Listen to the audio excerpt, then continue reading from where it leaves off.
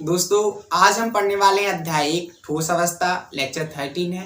इसके पहले lecture 1 to 12 upload कर दिए गए हैं, उन सभी के लिंक हम आपको डिस्क्रिप्शन में दे देंगे।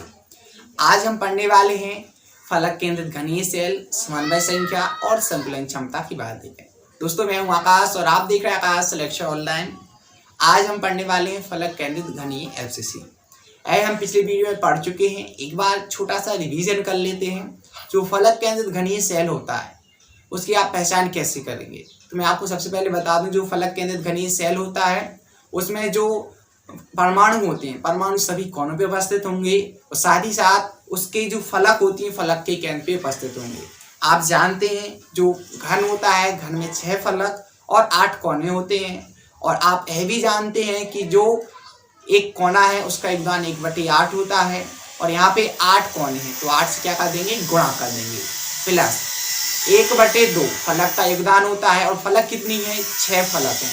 तो इस प्रकार टोटल एफसीसी में 4 परमाणु आ जाते हैं। ठीक है, तो परमाणु की संख्या कितनी हो गई, 4 हो गई। ऐसा हम पिछले वीडियो में पढ़ते आए हैं, एक छोटा सा रिवीजन था। अब हम देख लेते हैं समन्वय संख्या क्या है।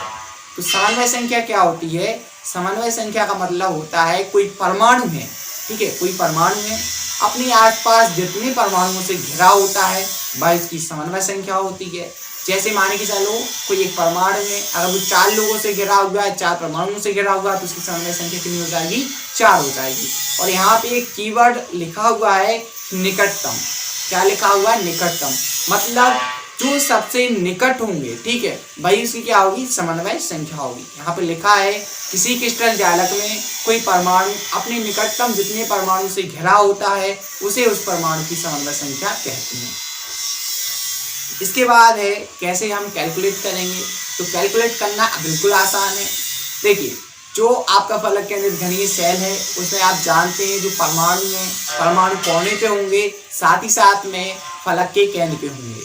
तो मान के चलो आपका जो फैन है, फैन क्या है, फलक का केंद्र है, वहां पे एक परमाणु उपस्थित है। फैन कहाँ पे लगा है, ऊपर, ठीक है, छत वाली दीवार पे। तो जो छत वाला दीवार है उसमें 4 कोने भी होंगे। तो 4 कोने हैं, तो 4 कोने क्या है, 4 कोने पे क्या है, परमाणु है। तो यहाँ पे हम कहेंगे कि जो 4 परमाणु है वो इसको घेरे हुए हैं, है कि नहीं। तो यहाँ पे इसकी समन्वय संख्या कितनी हो गई, अभी 4 हो गई। ठीक है, अब देखो 4 के बाद आप सोचो कि जो आपका रूम है, ठीक है, ये जो रूम है इसके ऊपर भी एक रूम होगा, उसमें 4 दीवारें होंगी। जो 4 दीवारें हैं, लेफ्ट वाली, राइट वाली, सामने वाली और पीछे वाली, उसका जो फलक है फलक के केंद्र भी 4 परमाणु होंगे कि नहीं होंगे। तो 4 परमाणु यहाँ पे दिखाए गए हैं इस प्रकार से। तो 4 और 4 कितना हो गया, 8 हो गया। कितना हो गया, 8 हो गया। अब सोचो जो आपकी फैन है, जिस रूम में आप हैं उसमें भी 4 दीवार हैं, एक आमने की, सामने की और लेफ्ट की और राइट की। तो 4 और आप ऐड कर दो, तो 4 और ऐड कर दो तो कितना आ जाएगा, 8 और 4 कितना आ जाएगा, 12। तो इस प्रकार टोटल जो समन्वय संख्या है वो 12 होती है। इस तरीके से होती है। अगर आपको समझ में आ जाए तो कमेंट करके जरूर बताना, अगर कोई डाउट हो तब भी आप कमेंट करके बता देना। इसके बाद हम सीधा चलेंगे ए और आर में संबंध। ए और आर में संबंध इसलिए पढ़ रहे हैं क्योंकि अभी जैसे हम संतुलन क्षमता कैलकुलेट करेंगे तो उसमें हमें इसकी जरूरत पड़ने वाली है।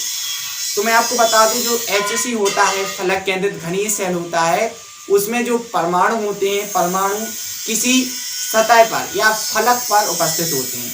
कहने का मतलब है जो आपको फलक दिख रही है, आप जानते हैं कि 6 फलक होती है घन में, तो घन में 6 फलक हैं।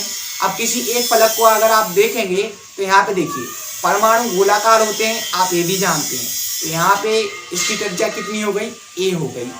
और आप जानते हैं जो व्यास होता है, व्यास कितना होता है, इसकी त्रिज्या आप मानो, ठीक है, व्यास कितना होता है, व्यास होता है 2r और त्रिज्या कितनी होती है r, ठीक है। अब आपको मैंने ये भी बताया था जो कोई फलक है, फलक का विकर्ण है, फलक का विकर्ण कितना होता है, √2a। ये सारा कुछ मैं आपको पिछली वीडियो में बता चुका हूँ, ठीक है। अगर आपने पिछली वीडियो नहीं देखी है तो पिछली वीडियो आप जरूर देखें ताकि आपको अच्छे से समझ में आ जाए।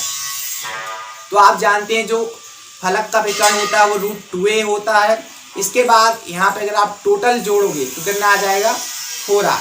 क्यों, क्योंकि √2a के बराबर ही है 4r, क्योंकि जितना विकर्ण है, विकर्ण को ही हम क्या कर रहे हैं, कैलकुलेट कर रहे हैं। तो अगर आप यहाँ से ए की वैल्यू निकालोगे, क्या किसकी वैल्यू निकालोगे, ए की वैल्यू, तो ए की वैल्यू आ जाएगी 4r/√2, या फिर अगर आप आर की वैल्यू निकालोगे तो क्या आ जाएगा √2a/4। ठीक है, चाहे आप ए की निकालो चाहे आप आर की निकाल लो, कोई दिक्कत नहीं है। अब इसके बाद जब हम संकुलन क्षमता कैलकुलेट करेंगे तो हमें बहुत ज़रूरत पड़ने वाली है ए और आर की। देखो, संकुलन क्षमता कैलकुलेट करने के लिए आपको क्या ज़रूरत होगी, एक फॉर्मूला जो मैं आपको पिछली वीडियो में पढ़ाते आ रहा हूँ कि इकाई कोशिका में परमाणु द्वारा घिरा गया आयतन बटे इकाई कोशिका का आयतन।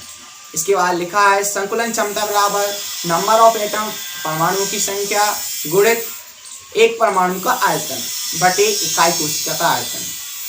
देखिए यहाँ पे है कैसे आ गया, आपको अगर किसी भी चीज़ का आयतन निकालना है, मान के चलो हमारे पास एक परमाणु की वैल्यू पता है, एक परमाणु का आयतन पता है, और कितने परमाणु हैं, मैंने कहा 5 परमाणु हैं, अगर उनसे हम गुणा कर देंगे तो जितने भी परमाणु हैं उसका टोटल क्या आ जाएगा, आयतन आ जाएगा।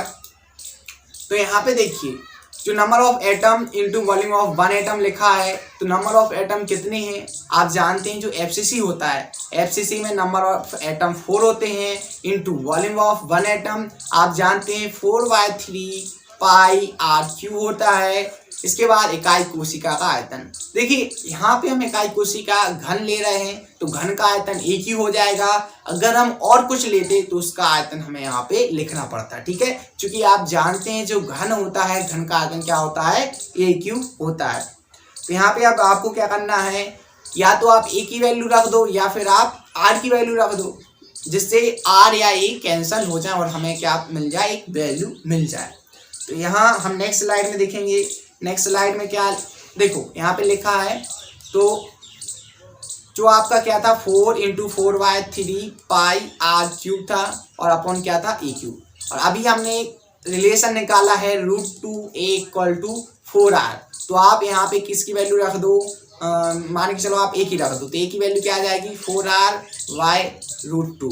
तो यहाँ पे हम जब वैल्यू रखेंगे 4 × 4/3πr³ अपॉन ए की वैल्यू क्या है 4r/√2 का क्यूब, तो यहाँ पे आर और आर कैंसिल हो जाएंगे क्योंकि r³ हो जाएगा। तो जब आप इसका कैलकुलेशन करोगे, पाई की वैल्यू रखोगे और जब आप पूरा कैलकुलेशन करोगे तो 0.74 आ जाएगा। कितना आ जाएगा, 0.74। तो संकुलन क्षमता आपकी कितनी आ जाएगी, संकुलन क्षमता आ जाएगी 0.74। अगर आपसे पूछा जाए परसेंटेज में तो आप जानते हैं अगर परसेंटेज में चेंज करना है तो आपको क्या करना पड़ेगा, 100 से गुणा करना पड़ेगा। तो जैसे ही आप 100 से गुणा करोगे तो 74% आ जाएगा। ठीक है, तो जो संकुलन क्षमता है, पैकिंग फ्रैक्शन है, वो कितना आ जाएगा, 74% आ जाएगा। तो दोस्तों आज के लिए इतना ही। अगर आपको वीडियो अच्छी लगे तो वीडियो को लाइक करते जाना, चैनल पे ना सब्सक्राइब कर देना और दोस्तों को शेयर जरूर कर देना। मिलते हैं नेक्स्ट वीडियो में।